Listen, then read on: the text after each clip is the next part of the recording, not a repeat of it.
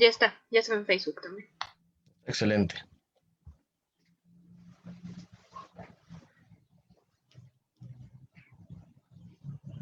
Muy buenas tardes a todos. Sean bienvenidos a esta ponencia inaugural del ciclo de conferencias Mujeres, Ciencia y Conciencia.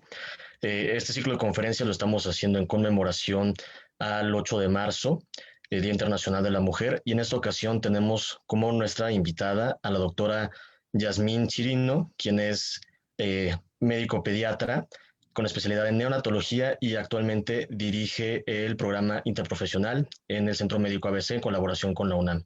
La doctora es egresada de la Universidad Nacional Autónoma de México, hizo la especialidad en el Hospital Infantil Federico Gómez y ha hecho diferentes cursos de subespecialidad y subespecialización en diferentes partes del mundo.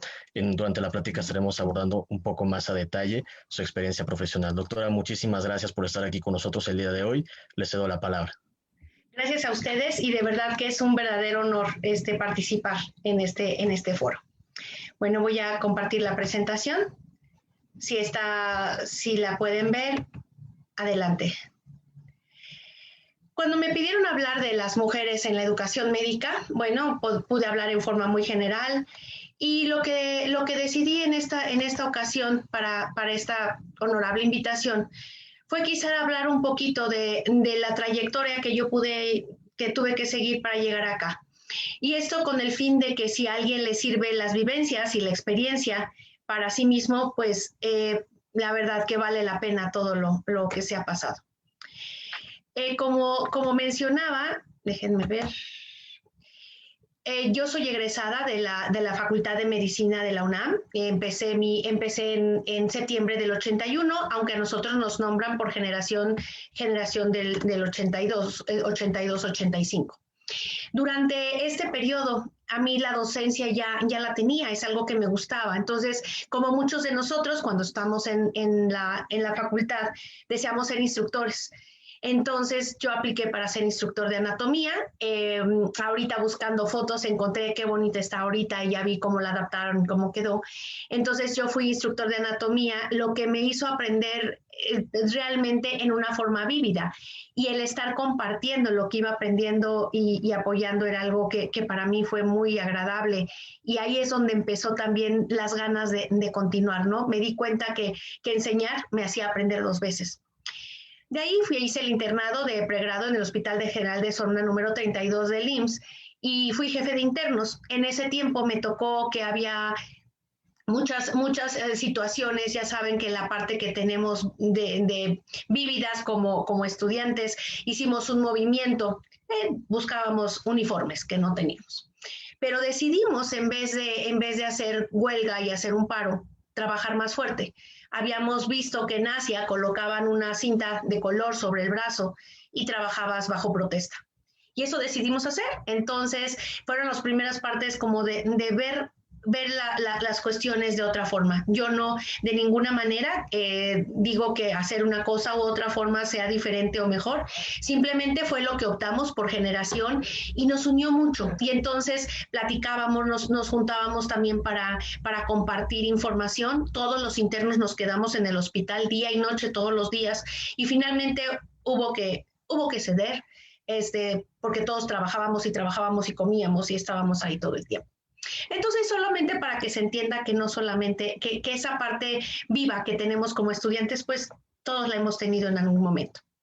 Después, resulta que es parte también de las vivencias. Yo en el internado me contagio de salmonela y hago artritis séptica por salmonela.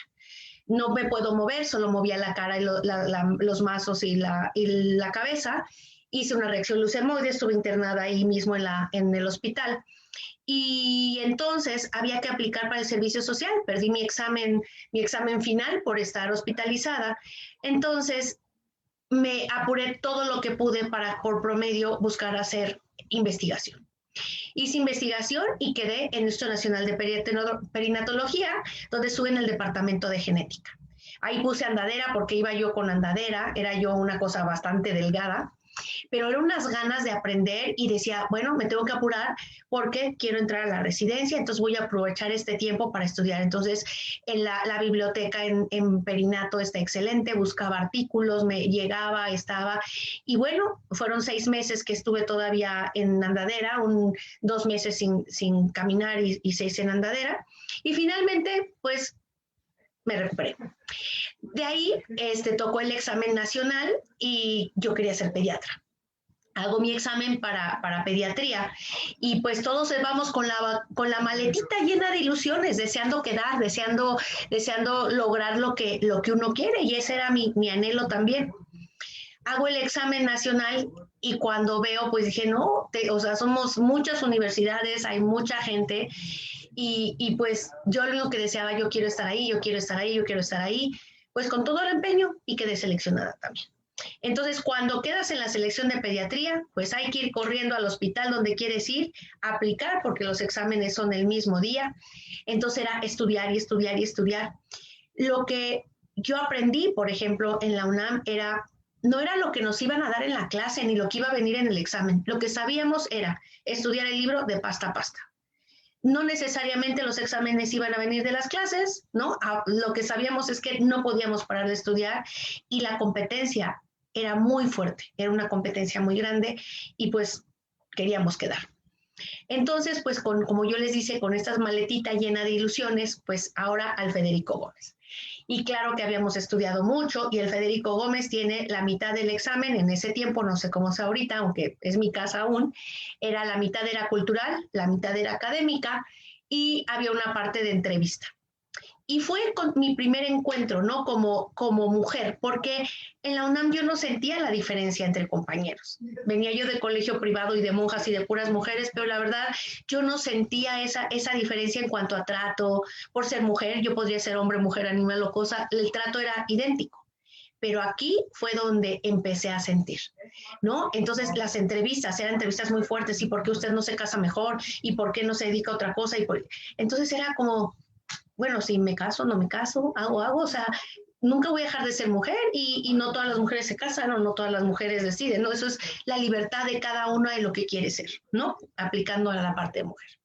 Pero bueno, fueron mis primeras respuestas bastante fuertes, ¿no? Porque cuando entraron a cuestiones de mi vida, pues para mí era natural, venía yo educada para expresar lo que yo pensaba o lo que yo sentía, y cuando les dije, esa línea no le permito que cruce porque es la línea de mi vida personal, ¿no? Y eso les llamó la atención. Bueno, yo sentí algo intrusivo y simplemente contesté, ¿no? De esa forma. Me quedo en el Infantil de México, era muchísimo trabajo, era salir adelante, la exigencia académica que tiene el infantil es muy grande. Si algunos de los que me están oyendo son egresados del infantil, o algunos quieren hacer pediatría, saben que es una exigencia muy grande. Pero aquí es lo que aprendes, es el amor a la carrera, el amor a enseñar. Entonces tú presentas, explicas a los papás, ayudas, y esta es otra forma de enseñanza. Tú quieres ser mejor porque sabes que de ti depende pues la salud de un niño. En la tarde en los hospitales sabemos que somos los residentes, cuando están ahí, o los residentes los que corren el hospital, aunque tienen un médico encargado, y el más senior, el más experimentado, va a coordinar, es trabajando de uno a uno. Y lo que ninguno quiere es que ningún niño fallezca. Entonces era estudiar, trabajar, y teníamos residentes, cuando yo era residente de primer año, que en las noches nos daban clase.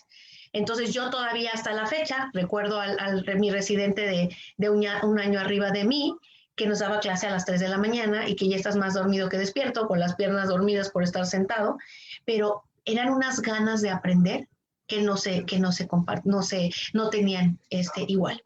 Y cuando cambio de año de residencia, aprendí pues que esa era la hora de enseñar, y que había que ir a revisar y que no faltara nada, para que los muchachos que dependían de nosotros, o los que confiaban en nosotros, tuvieran el apoyo con conocimiento.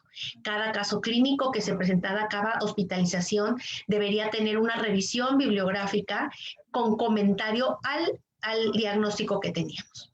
Entonces, pues tú podías leer cualquier expediente, y cualquier expediente daba enseñanza.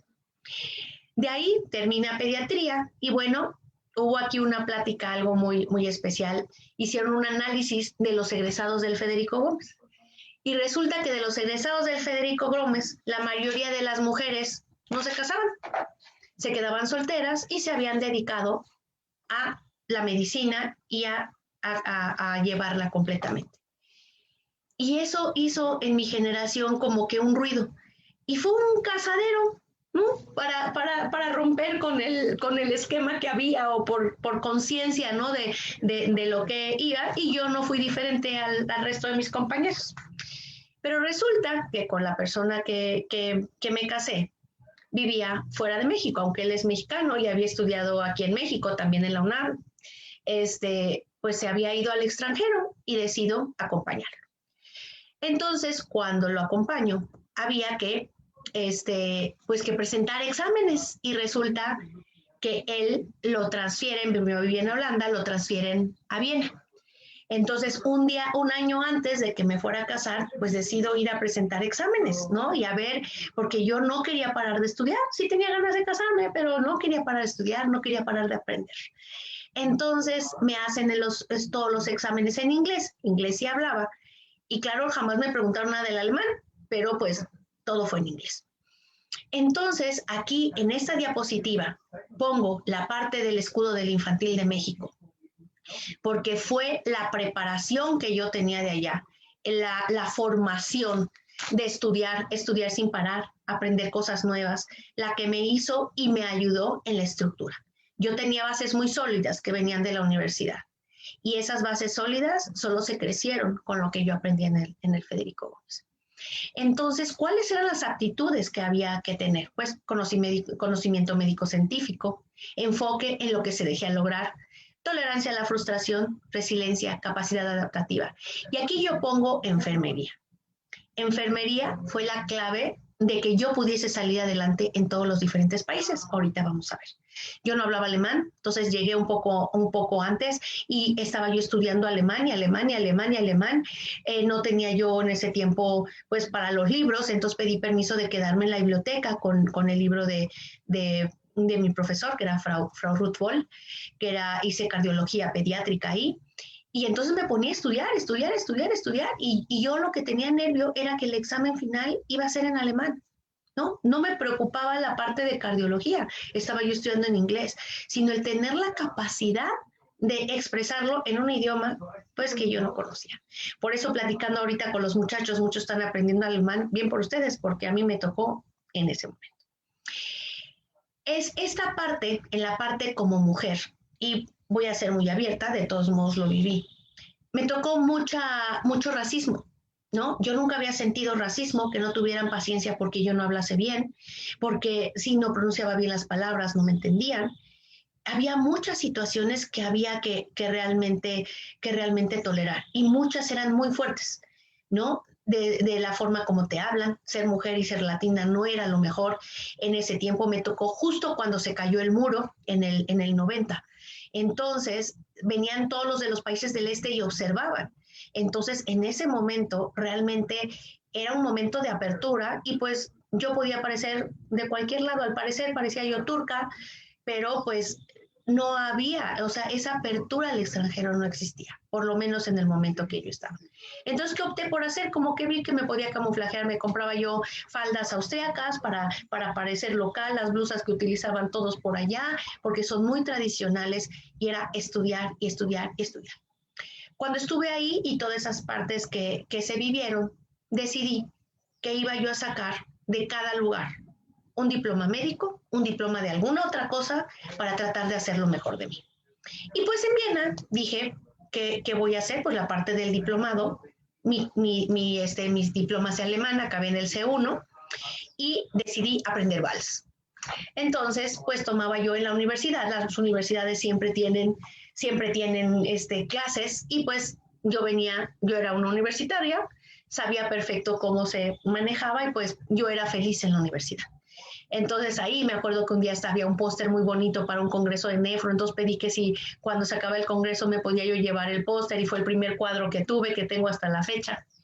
Entonces, pues eran muchas cosas y que se tenía uno que adaptar y no veían fácil al extranjero ser latina y ser mujer. Había muchas cosas que eran chocantes para mí en ese momento, pero pues aprendí que si yo quería lograr eso, pues lo que iba a ser la parte sólida, el conocimiento. Entonces, yo al ser ya pediatra me pusieron a dar clase a los alumnos que apenas estaban en medicina, ahí rotando por cardio, y pues eso me dio más fuerza y me dio solidez en ese mundo que era un poco difícil. Y de ahí nos avisan que nos van a cambiar a Singapur. Me acuerdo perfecto cuando recibí la llamada y me dicen, nos mandan a Singapur, ¿estás de acuerdo? Yo dije, ¿qué hablan? Me dijeron inglés, sí, me voy. O sea, ya el alemán había tenido sus situaciones, ¿no? No era fácil. Y entonces, al año, presento mis exámenes, paso al diplomado y nos vamos a Singapur. Y resulta que para hacer las validaciones en Singapur, para cuando estaba yo en Viena, me valieron los registros de la UNAM. La UNAM está reconocida como hospital, como universidad. En Viena no tenía ningún problema. Pero resulta que en Asia no reconocían el diploma de la UNAM, pero sí reconocían el de Viena. Entonces, ese fue el que me ayudó para poder continuar. Pero entonces me valieron el año de Viena de cardiología pediátrica del diplomado que hice como un año de pediatría y no me valieron aunque yo ya era pediatra. Entonces apliqué, hice todos mis exámenes y me aceptan para el segundo año de pediatría. Entonces hice pediatría e hice neonatología. Y pues la verdad que era muy rico en un lugar tan competitivo. Todos estaban de mi edad porque los años sí son un poquito más largos, la parte de la universidad. Todos mis amigos, que son hasta la fecha, eran de mi edad. Pero ya ser pediatra con posgrado, pues era muy, muy agradable porque entonces traes una buena preparación y la verdad, la parte competitiva en Singapur es muy fuerte. Cuando estoy ahí, estoy me dejan como residente senior, como si ya hubiera hecho pediatría por los conocimientos, y me dejan encargada de la terapia intensiva neonatal en la parte de residencia.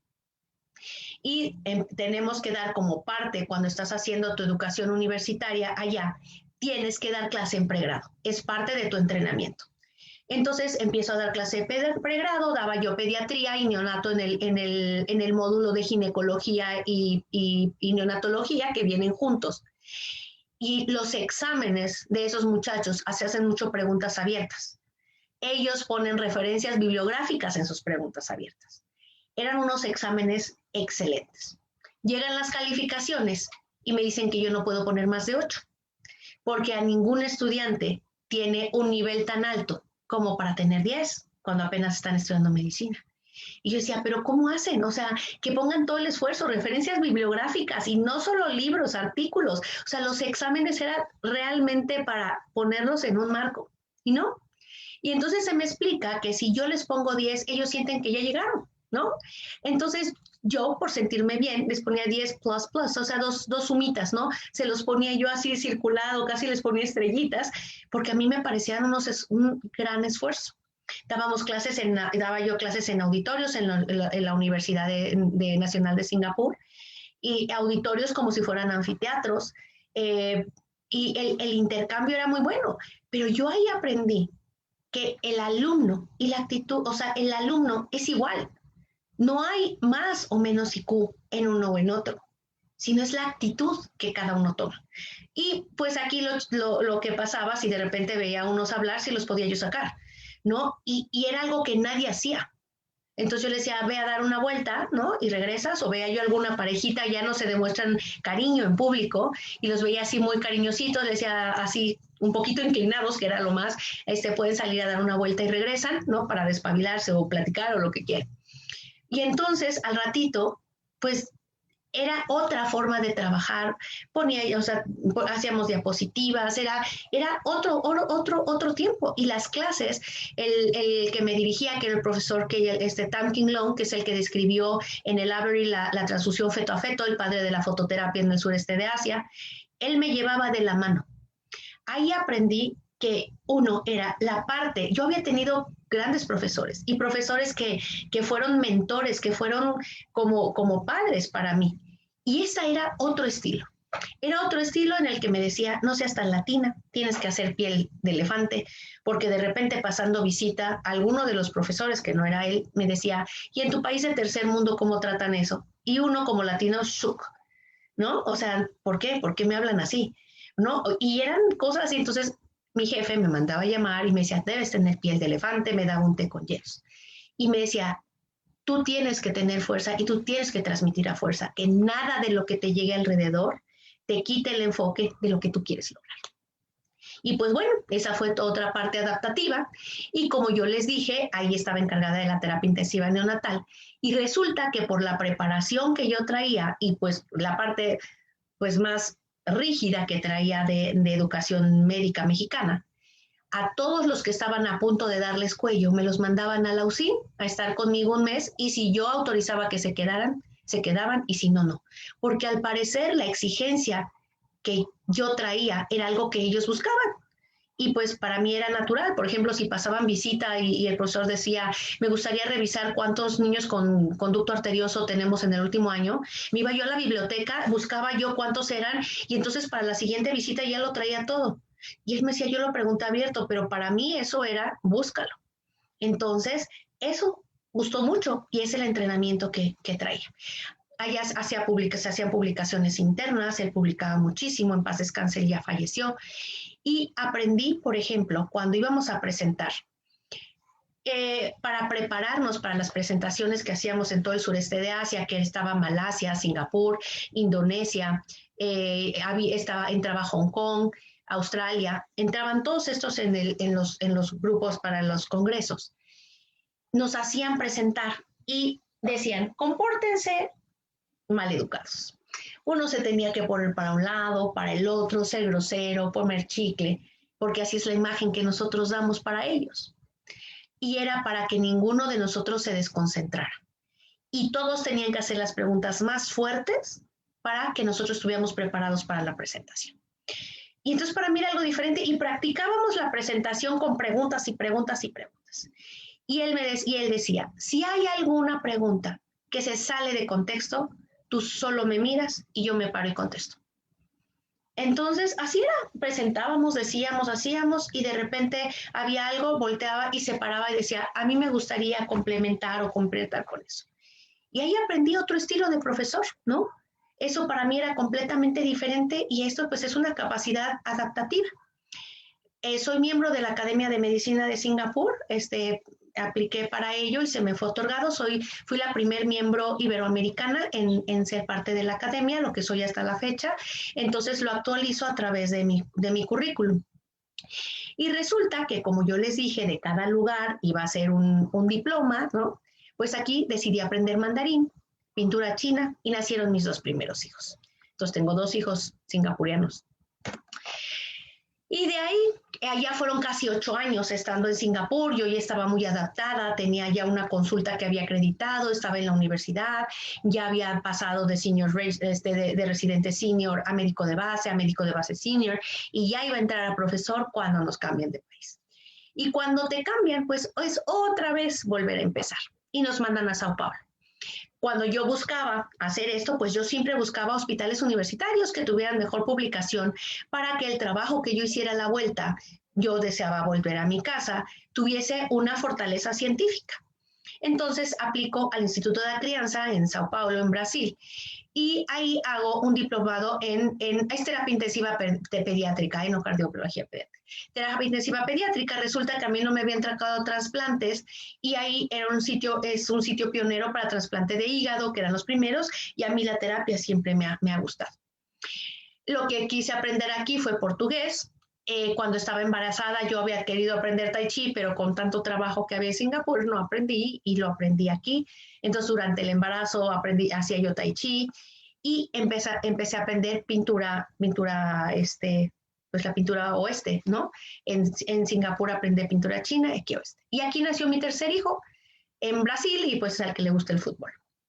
Entonces esta parte era, uno siente que está aprendiendo y ¿qué haces? Tienes que hacer muchos pasos hacia atrás para ir hacia el frente, ¿no? Y iba valiendo la pena. Entonces aquí pues aprendí mucho, es otra forma diferente y aquí ser mujer en Brasil, médica, es un reto. Es un reto porque culturalmente también es diferente. Las mujeres son muy asertivas, pero hay mucha competencia. Entonces era igual trabajar, expresarse, hacer, y en verdad que fue un lugar muy agradable, muy cálido y de vuelta a América Latina. Y bueno, pues todo tiene un fin y después de 15 años en el extranjero, habiendo dado clases en los diferentes sitios, habiendo aprendido, nos mandan de vuelta a México. Y pues yo quiero regresar a mi casa, al Hospital Infantil de México, voy y busco trabajar y pues yo dije, soy intensivista, ¿no? A mí me gusta la neonatología, quiero voltear, quiero regresar. Y cuando platico me dijeron, ahorita lo que necesitamos es que hagas un análisis situacional de cómo están los residentes, las necesidades que tienen para la parte de enseñanza, pero necesitamos en clasificación, que es donde se reciben a los niños de primera vez, que los que conocen el infantil, pues es una cantidad, una cola que da hasta el metro, ¿no? Podrían ser 100 hasta 200 niños, a veces menos. Y me dejan encargada primero de clasificación, de jefe de clasificación, y para hacer todas las cuestiones para adaptar y enseñanza en un periodo corto. Y pues ahí pues se toma la decisión de hacer algunos cambios para que haya una historia clínica completa, que hay candados para que la tengan que terminar los residentes y no dejen absolutamente nada sin llenar. Y cómo íbamos a hacer para que tuvieran la enseñanza y los niños tuvieran lo mejor. Entonces, ahí están los que conocen, están los consultorios afuera y cada residente entraba con un paciente. Lo tenía que ver, revisar y yo evaluaba cada uno de los niños con ellos. Entonces me presentaban el caso y de lo que me presentaban había cosas como que no ligaban. Hacía yo exploración con ellos, ahí mismo se hacían los exámenes que se ameritaban y se podían mandar a primero, segundo, tercer nivel, o a primero, segundo nivel, o los que caían en protocolos que se estaban llevando a cabo. Y era estar residente por residente haciendo esa parte de enseñanza directa y y que ellos supieran que a veces me decía, es que le veo a un paciente que tiene una dermatitis seborreica y unas bolitas en la cabeza y dices, uy, vamos a ver que no sea una histiocytosis, ¿no? Entonces entonces en ese momento les iban cayendo cosas, ¿no? Entonces eran cuestiones que se fueron aprendiendo a través del tiempo. O este paciente con esto y esto y esto, tienes que buscar esta cosa, hay que descartar y se va. Entonces era hacer. Yo decía, yo lo aprendí del doctor Nieto, el que es ahorita el director, cuando éramos residentes nos decía, a cada niño lo tienes que revisar como si lo fueras a comprar. Y pues eso fue lo que les transmití y es otra parte de enseñanza y otra parte. Y si yo no uso una parte de método científico para hacer todo ese análisis y tengo el conocimiento, yo no puedo aprender todas las enfermedades, pero puedo saber todo lo que es normal y englobar lo que es anormal. Pues entonces, estando ahí, me piden también que coordine la consulta externa y se hace un programa para entrenamiento de residentes para que aprendan a trabajar su consultorio privado. Entonces, de la tarde citan pacientes, no es que sean pacientes privados, sino eligen los pacientes que van a ver, se les trata igual y se les enseña cómo manejarse también con los pacientes privados. Entonces, pues continúa así y me piden empezar también con cuidados paliativos en el infantil. Entonces digo, si sabes la parte de terapia intensiva, puedes también ir disminuyendo la parte de manejo del dolor y se empieza el programa de paliativos. Entonces se hace toda una parte de cambio de toda la estructura, son necesidades que tenemos actualmente, ¿no? Porque es el niño, su familia, todo el entorno. Y en eso, pues, lo que surgieron también fueron publicaciones, ¿no? Porque había mucho por trabajar y lo que publiqué estando en el Federico, pues, fue de cuidados paliativos, del dolor en el niño. Y me doy cuenta al estar ahí de la cantidad de toxicomanías que había y que yo no conocía. ¿No? Yo había conocido en Singapur teníamos supresión por drogas, ¿no? Heroína, que es pena de muerte, pero la identificábamos y aquí había una cantidad que desconocía. Entonces decido hacer pues un diplomado en toxicología. Como les dije, si de cada país iba a ser un diploma, pues mi país no iba a ser la excepción, ¿no? De regreso, entonces hice el diplomado en toxicología, avalado por la UNAM, para enriquecer, ¿no? Uno tiene que detectar, pues de esto no sé, pues me tengo que preparar, ¿no? No solo tengo que asumir, sino me tengo que preparar y sea una preparación por expertos. Entonces, y después hay un curso que se llama HAZMAT de materiales, de materiales peligrosos, que lo hice terminando el diplomado y eso ayudó muchísimo. Pues bueno, estaba con la parte del infantil, pero pues tenía yo que trabajar más porque en ese momento pues hubo cuestiones en mi vida que me quedé con los niños sola. Entonces pues necesitaba yo trabajar más duro, ganar más dinero para poder complementar pues 3 hijos, ¿no? Entonces aplico, en ese momento me registro en las asociaciones porque sí había mantenido todos mis registros y me llaman del ABC porque iban a hacer el análisis situacional para la primera certificación de la cuna. Entonces, pues tenía yo la preparación y al mismo tiempo estaba yo por entrar al hospital militar que me habían pedido ayudar para empezar la residencia en neonatología. Yo ya estaba yendo los viernes al militar, haciendo todas las partes de todo lo que se necesitaba, las cuestiones de papeleo, que es importante, ¿no? Y en ese momento sale al mismo tiempo lo del ABC y lo del hospital militar. Y yo pensaba, pues sí, es parte de servir a mi país, pero me iba yo a tener que ir en las brigadas, iba yo a dejar a 3 niños solos. Entonces, pues decidí tomar la del Centro Médico ABC. Tomo lo del Centro Médico ABC, se hace el análisis situacional y dentro del análisis encuentro que, pues, faltaba llevar los cursos de PALS dentro del hospital, el de reanimación neonatal, y se hacen los primeros cursos y entonces empiezo a organizar cursos y fue la primera certificación que llevó el hospital. Entonces seguía y seguía la enseñanza, entonces me di cuenta también con enfermería que hacía falta la parte de clases. Como yo les dije, enfermería para mí fue mi clave porque en Viena lo que yo no entendía que decían, le preguntaba a las enfermeras. En Brasil utilizan muchos diminutivos para hablar y yo no entendía. O sea, decían, vamos a pasarle Vic. Y que decía, será Vic, era bicarbonato, o vamos a pasarle nitro. Yo nitroglicerina, nitroprusiato, nitro qué. Pero usan mucho, o vamos a pasar un papa. Yo, ¿qué es papa? Son glóbulos rojos, paquete globular. Entonces, pues yo siempre me acercaba a las enfermeras y desde Singapur eran las que más me ayudaban y yo hice una liga muy fuerte con ellas, porque pues al final no tenía ningún problema en que me explicaran, tenían toda la paciencia, intercambiábamos mucho conocimiento y también para conocer y salir y pasear, la verdad que siempre fue para mí muy, muy, muy, muy reconfortante. Entonces, como les digo, empieza esta parte aquí en el ABC y pues me sigo y estoy muy contenta. Y en eso se hace una liga del ABC con el TEC de Monterrey. Y entonces se abre la convocatoria para la dirección. Dije, yo necesito ganar más, necesito trabajar más y compito por la dirección y la gano. Entonces me quedo como director de Ciencias Médicas Básicas, que es director en segundo y tercer año de la carrera de medicina. Ahí va a ser mismo en el ABC. Y aquí estaba padrísimo porque aparte de dar las clases, la coordinación, pues tenía yo el diploma de toxicología que me permitían dar farmacología. Entonces eso ampliaba mis horizontes, ¿no? La enseñanza es algo que te permite seguir, transmites, no mueres, ¿no? Todos mis profesores queridos siguen en mí. Entonces, pues ya estoy ahí y la cantidad de cursos que se toman para docencia de tecnología, pues eso enriquece muchísimo. Y eran cursos y cursos y cursos y cursos. Y entonces, pues así siguieron 5 años, fueron 5 años el convenio. Y termina el convenio y empieza el convenio con mi alma mater, que es la UNAM.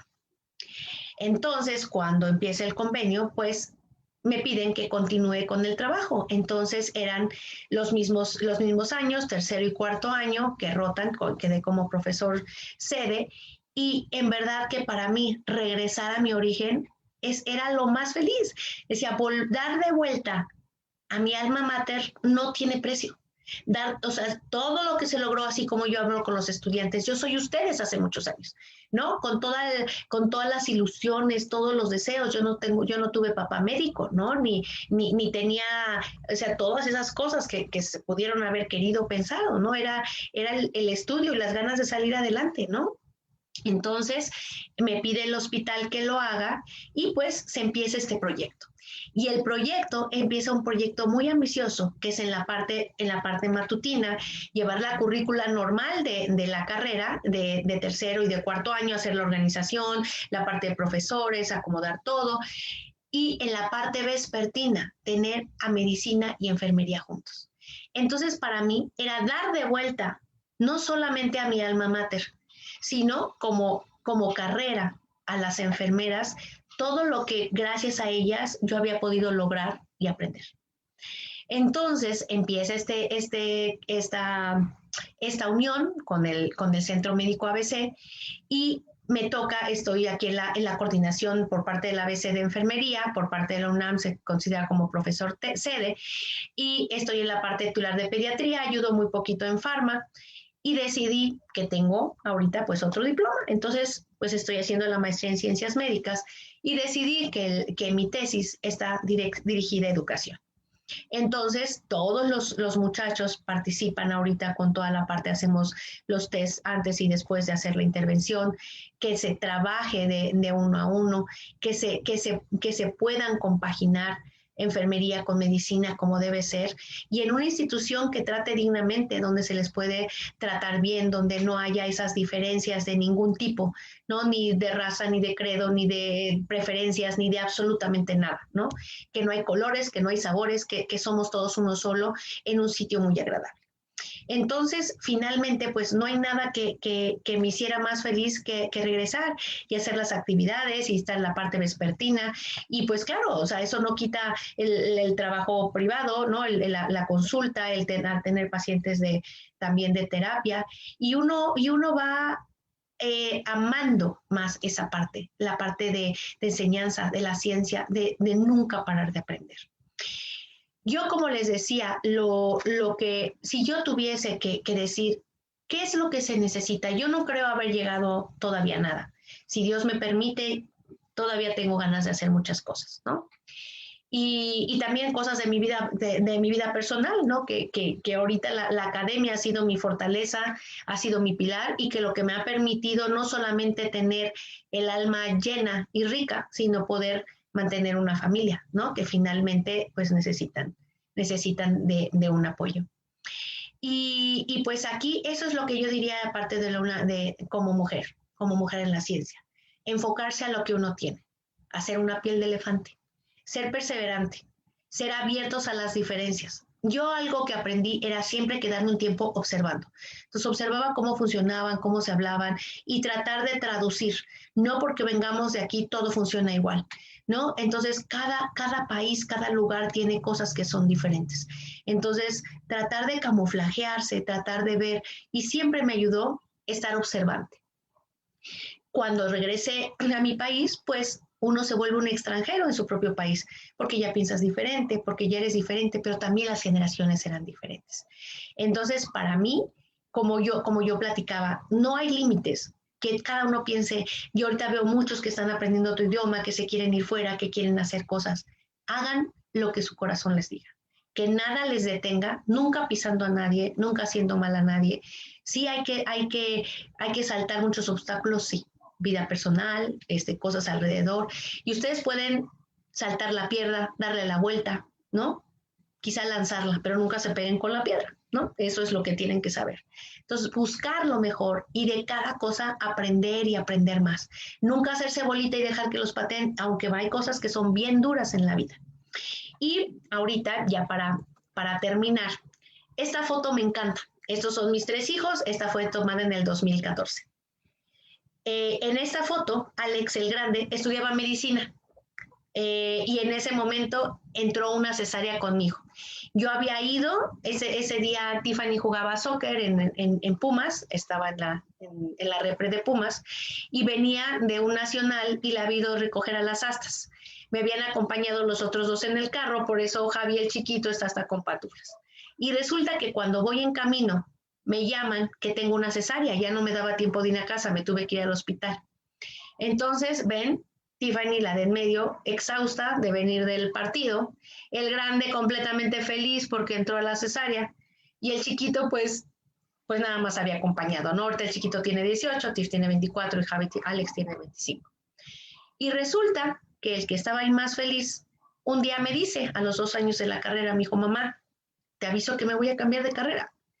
Yo te veo, te entrego un excelente promedio, pero te veo y te veo que no tienes vida, ¿no? Que no duermes, que no paras de trabajar, y yo quiero tener un poquito más de vida, ¿no? Tiff estudió biología, entonces él se cambió de carrera y ya la terminó. Tiff estudió biología y terminando me dijo, quiero estudiar medicina, y ahorita está estudiando medicina. Y el chiquito está terminando la prepa. ¿Qué quiero decir con esto? Cuando uno estudia medicina, este es el pequeño mundo. Nosotros tenemos padres, algunos tendrán perrito, algunos tendrán quien sea, pero la medicina es un amante. La medicina es un amante exigente que te necesita y que busca mucho de ti. Y toda la gente que tenemos alrededor, nuestra familia, nuestros seres queridos, van a ser ustedes alguien muy importante para poder responder. La peculiaridad con una mujer, que es lo que yo diría, es que pues si tienes quien dependa de ti, ¿no? Hijos o incluso, ¿no? Porque padres, pues uno es responsable también o cuida de ellos, esa parte filial no la puede uno dejar. Yo no digo que hombre sea diferente hombre-mujer, yo siempre he sido mujer, entonces pues estoy hablando a partir de ese punto. Y hubo que sortear muchas cosas en muchos idiomas, en muchos países, muchos golpes en las piernas, muchas caídas. Pero lo importante es que absolutamente nadie nos puede quitar el derecho, nadie nos puede quitar el pensamiento. Y la ética no va a tener precio ni presión. Nunca ponerle precio a sus cosas, nunca permitir las faltas de respeto. Sí existen, y existen a todos niveles. Entonces, pues nunca permitirlo y denunciarlo cuando se pueda en el momento. Afortunadamente, ahorita las cosas son más abiertas, pero es una realidad. Las mujeres en nuestro país, por lo menos, trabajamos 2 veces por todo lo que implica todo lo que hay a nuestro alrededor. Y pues con esto cierro y les agradezco nuevamente la invitación y abro el foro a preguntas. Wow. Primero que nada, muchísimas gracias. De verdad estamos impresionados con todo lo que ha hecho. No, en lo personal a mí me ha inspirado, me llevó incluso al borde de las lágrimas, saber que todo lo que podemos soñar lo podemos lograr, ¿no? Entonces, me quedo sin palabras. Y bueno, le voy a leer las preguntas que tenemos y después le haré las mías. Con gusto. Gracias. Constanza Mariana nos pregunta, entiendo que en Francia tienen un sistema similar donde nadie estudiando aún saca 10, pero pues no se cree que se pueda alcanzar una perfección. ¿Cree que que con un sistema así se podría mejorar la calidad de educación en México? Aquí yo creo que hay una parte cultural que es muy importante. Aquí todo el mundo quiere el 10 y lucha por el 10, ¿no? Pero si uno supiera que es conocimiento, yo aquí pondría quizá dividido en 3, ¿no? Que no aprobaste, no, yo no podría reprobado, sino no aprobado, aprobado o aprobado en una forma excelente. Creo que yo lo dividiría así más que en la parte numérica. Pero desafortunadamente, pues aquí y pues lo mismo es en los Estados Unidos, es por números, ¿no? Y pues todos hemos vivido ese estrés. Yo creo que de mi primera felicidad antes de mis hijos fue verme en la lista de la residencia. O sea, es una felicidad que no puede uno. O sea, lo logré. O sea, la primera cuando entrar a la UNAM, ¿no? Que tenía un buen, porque pues venía de escuela privada. Entonces, la primera entrar a medicina, ¿no? Que la verdad entrar no es fácil. Y la segunda es esa. Entonces, nosotros es la gran competencia, pero eso no pasa en todos los países. Y los otros países, pues, no son igual de buenos. Es otro sistema. Ok, muchas gracias. Astrid Varela nos dice, me ha inspirado su ponencia. Doctora, ser mujer es un reto, pero con trabajo duro se puede salir adelante. ¿Cuál cree usted que es el mayor reto siendo mujer y médico en México? La misoginia.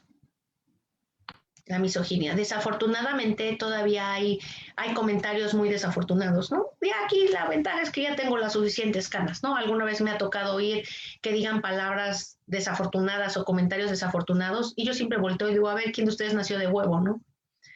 Ya, digo, a estas alturas ya puedo decir muchas cosas. También antes las decía. Pero es una realidad. Aquí yo creo que es eso, pero nosotros no permitir que se nos cosifique, no permitir que se hable de nuestro físico, de que sea una apariencia la que nos haga mejor o peor, ¿no? Eso no quiere decir que si te dicen, oye, qué bonito se te ve ese vestido, qué bien te ves, eso es un halago y lo mismo le puedes decir a un compañero y no hay mayor cosa. Pero de eso a que se cosifique por una cuestión ahí de otra índole, eso no está correcto. Qué buena respuesta. Excelente. Dafne Yailin nos pregunta, excelente ponencia, me parece que esta plática inspira a gran parte de los oyentes. Y la pregunta es, ¿cuáles son los requisitos para hacer una residencia o internado en el extranjero? Dependiendo de dónde estés, van a ser, cada país tiene diferentes, casi como en Estados Unidos los STEPS, en Canadá también tienen sus exámenes, cada uno tiene los requisitos y en algunos te valen los de otro país, me parece que en Alemania valen los STEPS, entonces solamente lo que tienen que hacer es eso, busquen en la UNAM los convenios, quien tenga interés, había convenios porque yo tengo amigos que hicieron el internado en España, estando en la UNAM. Entonces, busquen los convenios. La UNAM tiene miles de convenios. Entonces, busquen, vean y vean las características para poder hacer uso de ellos. Lo que pasa es que mucha gente no lo sabe. Entonces, búsquenlo. Y ahí les ponen los requisitos y pues ya si uno quiere algo que hable español, pues está España, que está muy padre. Si uno quiere aprender otro idioma, pues está todo el mundo. Ok, muchas gracias, lo vamos a investigar. Dagmar González nos dice, siendo una doctora con tanta preparación, ¿cómo mantenía la motivación para continuar estudiando, pese a los choques culturales? Las ganas de aprender son ganas, es un hambre de aprender y de ser mejor. O sea, yo cuando era chica decía, es que no sé si me va a alcanzar la vida para todo lo que quiero hacer. No sé si me va a alcanzar la vida. Pero es esa, es querer aprender más y más y más y darte cuenta, dices, chin, de eso no sé y me sirve. ¿No? Por ejemplo, cuando presentaban los estudios, los tipos de estudio y que es un corte y no sé qué, y dices, es que yo quiero saber de eso, yo quiero aprender, ya estaba publicando, porque yo publicaba desde que estaba afuera, pero no tenía esas bases. Entonces aquí cuando surgió la oportunidad y nos ayudaba el hospital con beca, pues claro que me metí. O sea, yo quiero aprender y quiero saber. Entonces, pues es el hambre de aprender. Y aparte yo algo que aprendí, no sé si va a ser cierto, de mis profesores cuando yo estaban mayores en pediatría, a veces la vida hace que sus pacientes ya no los vayan a ver cuando ya están muy mayores. Así como un restaurante pasa de moda, un médico puede pasar de moda. ¿No? Más los cirujanos tienen la vida más cortita, pero los clínicos todavía tenemos un poquito más. Pero la docencia siempre nos permite continuar. Entonces es algo que nos permite trascender y nos permite continuar. Entonces, pues eso nos ayuda a hacer, a continuar y no parar.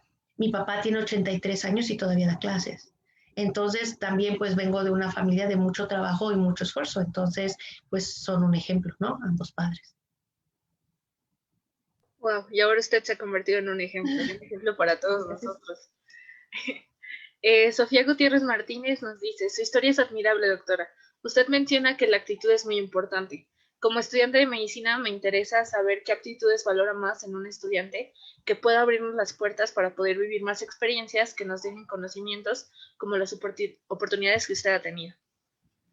Aportar, por ejemplo, yo hago cierres con los muchachos, vemos cómo están las cosas y es aportar, por ejemplo, hay un tema y yo busqué un YouTube, ¿no? De ese tema de tal lugar, entonces hablar con el profesor antes o mandarle, encontré esto, me gustaría presentarlo, me gustaría hablar, entonces el aportar, el enriquecer. Eso es lo que, el decirme, quiero estar, por ejemplo, para mí, de los muchachos que ya salieron, que ya no están conmigo del TEC, pidieron rotar conmigo, entonces tengo ahorita muchachos rotando, entonces eso está padre porque dices, bueno, dejaste algo y quieren continuar aprendiendo, entonces como yo les decía a ustedes, siempre pidan más, no me vayan a pedir menos, entonces cuando entraban, y me pasa con todos los estudiantes, entraban, ya que los veía entrar en bola, decía, ay, a ver, ¿qué me van a pedir?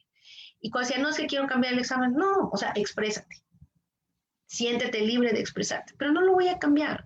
¿Por qué? Porque yo puedo tener un día que tengo enfermo a un papá, a un hijo, y de todos modos tengo que hacer una entrega, y de todos modos yo me fui a guardias en el hospital en Singapur con el hijo con fiebre y lo tenía yo en el descanso mientras yo estaba haciendo lo demás.